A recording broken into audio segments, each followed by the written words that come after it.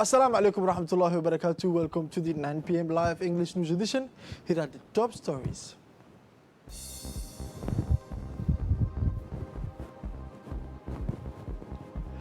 Minister Mohammed Warsama received his CAC International Bank General Director in his office. Innovative COVID-19 batch testing in Rwanda. Hello, welcome again. Welcome to our newsroom for having the news in details. The Minister of National Education Vocational Training has opted for an original approach for the start of 2020-2021 school year, which is so special in more than one respect because of COVID-19, which disrupted the previous school year and led to a long confinement of more than 6 months for almost all students in the Republic of Djibouti as well as their families. After an in-depth diagnosis and investigation of the impact of COVID-19 on the school population and the education community, MENFOP decided to set up an ambitious plan at all levels in its department in order to ensure a smooth resumption of the 2021 school year. This strategy, after a first stage of remedial courses and refresher courses via distance learning from March 2020 to June 2020, is now entering its second phase with the implementation of an original reconditioning system focusing on both classroom and extracurricular activities. The organization of this first summer camp in Arte is part of this framework of development and emulation of students to offer them an outing in a summer camp after the long confinement that has confiscated their well-deserved holidays. The pupils of the primary school of Djibouti and the region were able to develop during 2 days and 1 night with activities as varied as board games, plastic arts, sport and cultural games in a pleasant setting. The highlight of these 2 days was swimming, open-air cinema, a discovery of the Ugul region by a pedestrian hike, and a visit to the cultural and economic site of this chief town. These activities of reconditioning of the pupils are centered on knowledge, creativity, self-confidence, and the blooming by the body in some, a spirit in a healthy body. The students also shared exchanges through this activity with their classmates and expressed on this occasion their happiness and gratitude to the supervisors of MENFOP and to the Ministry of National Education and Vocational Training. It is full of stars in their eyes, invigorated that these students return to their homes and their parents and ready to start this new school year smoothly thanks to this reconditioning device set up by MENFOP.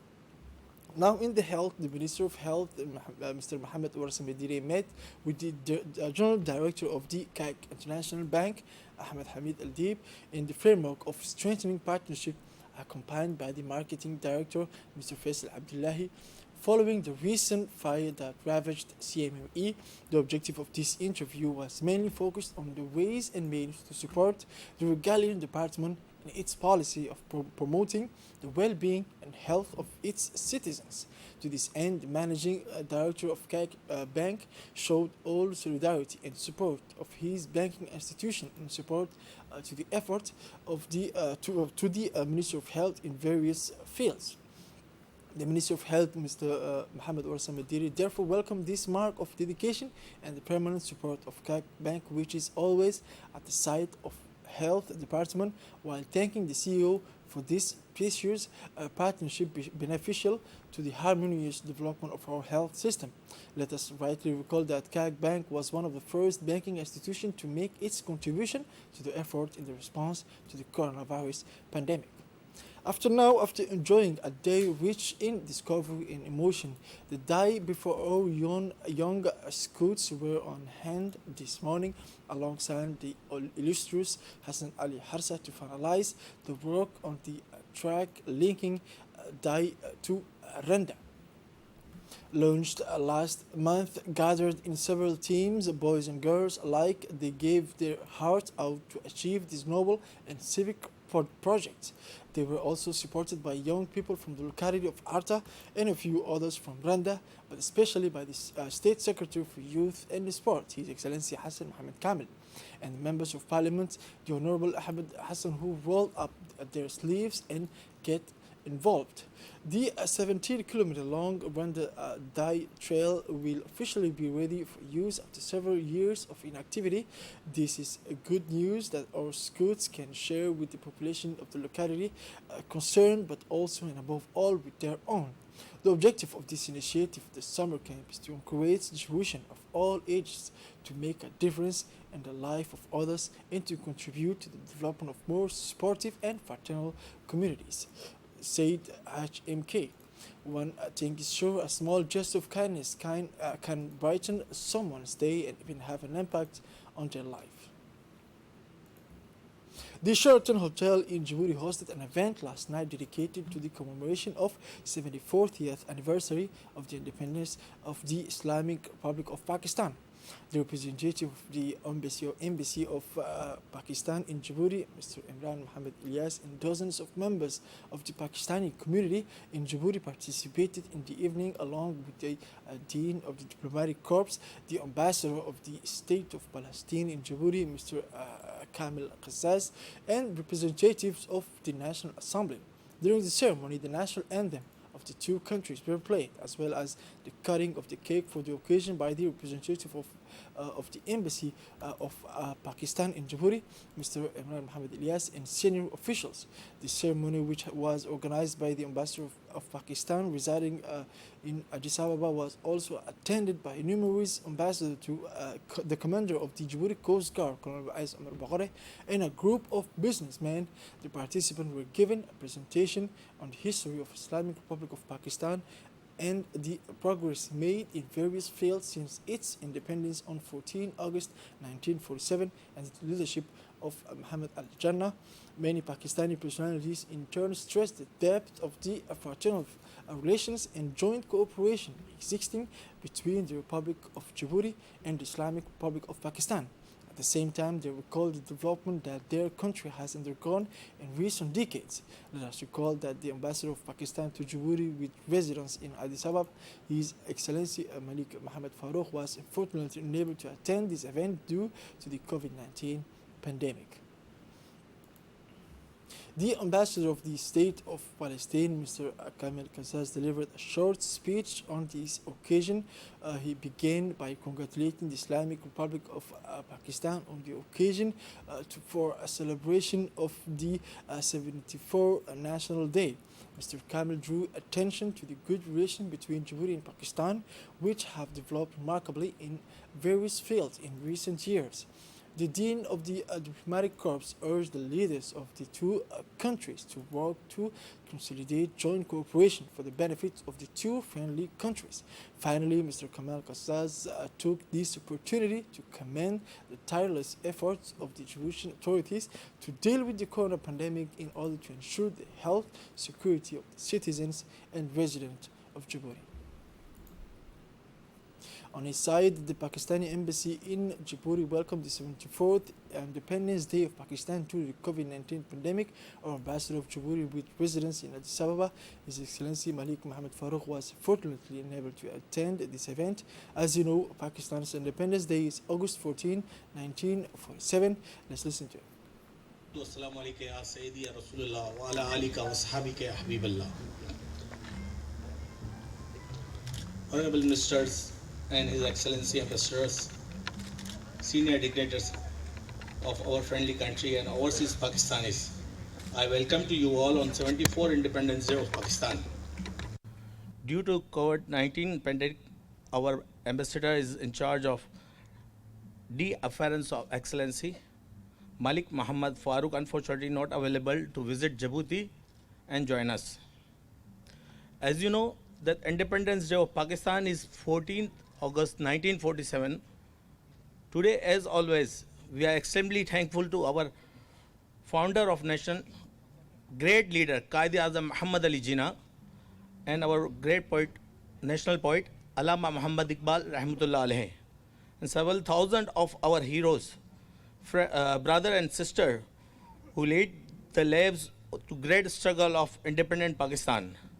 All respected guests and our friendly countries, overseas Pakistanis, I once again welcome to all you to participate on this event. Thank you very much. The inter-army battalions of the Ali Sabih region, in close collaboration with the Customs Brigade and Police Detachment Galili, intercepted in the day of 13 and 14 August 2020 a quantity of smuggled bags of cat, a quantity of 55 bags of 50 kilo each of smuggled cat were seized. As required by the procedure, the entire cat was destroyed by fire in the presence of Mr. Farah Abdi Dudub, head of the Mobile Custom Brigade, and Lieutenant Ahmed Khair, head of the Police Detachment Galile. The customs official and the armed forces have indeed decided to take firm action against cat smugglers who are competing unfairly with the formal market players and are thus damaging the national economy. Now, the training course for referees and coaches of the Dakhil region was closed this morning at the ceremony held in the conference room of the regional council. The event was marked by the presence of high personalities of the region and the leaders of the federation. There were the president of the regional council, Abdurrahman Yunis, the sub-prefecture, Fuad Abu Bakr, the vice president and president of the regional leagues, Mr. Rufa Mohammed, and the president of the regional football league of Dakhil, Mr. Mohammed Ibrahim, as well as the FDF technician and trainees. During 4 days, about 40 young from Dakhil, divided into two groups, followed a training in refereeing and coaching. At the end of this initiative, the referees and coaches of the region were awarded the license too. At the introduction of this ceremony, the Vice President and the President of the regional leagues, Mr. Rufa Mohammed, gave a short speech in which he indicated the importance of this training. He also urged the beneficiaries of the course to now implement the achievement of this training in the field. The summer animation program organized by the SEGS is in full swing and continues to entertain Djiboutian youth. In the summer, it was around the city of Dakhil, which in turn had the privilege of hosting the musical activities of the program, which took place at the Independence Square ambience. Thus, the City of Unity was illuminated by a colorful show beginning with a song by the young and famous Dakhil singer Mohammed Abdullahi, aka Onkos. From the moment, while wind of immense joy and enthusiasm carried out the people from Dakhil spectators who sang the song in choral.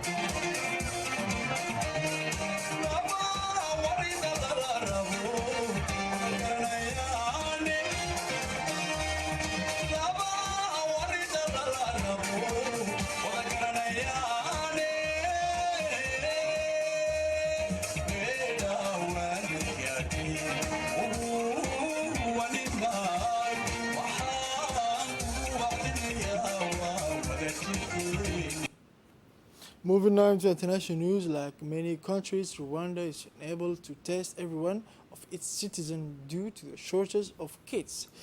But researchers have created an innovative approach that is attracting attention beyond the African continent. An algorithm that refined the process of group testing. The method requires a few more manipulations before the test can be performed, but nothing complex for a laboratory technician, says Leon Mutusa, a professor of genetics at the University of Rwanda who tested the algorithm in the laboratory for COVID-19. Now we are pulling the test because by mixing the samples and creating smaller pools, we reduce the number of samples to be tested, which makes the process very quick. In one day, we report and give feedback to patients. This approach can be applied not only in low-income countries but also in high-income countries. By mixing 10 samples in one test, there is a good chance that the result will be negative. The next group of 10 is then tested. In case of a positive result, the samples in the group need only be tested one by one to find the affected samples. This is it for this edition of 9 p.m. Thank you for watching us and have a wonderful evening.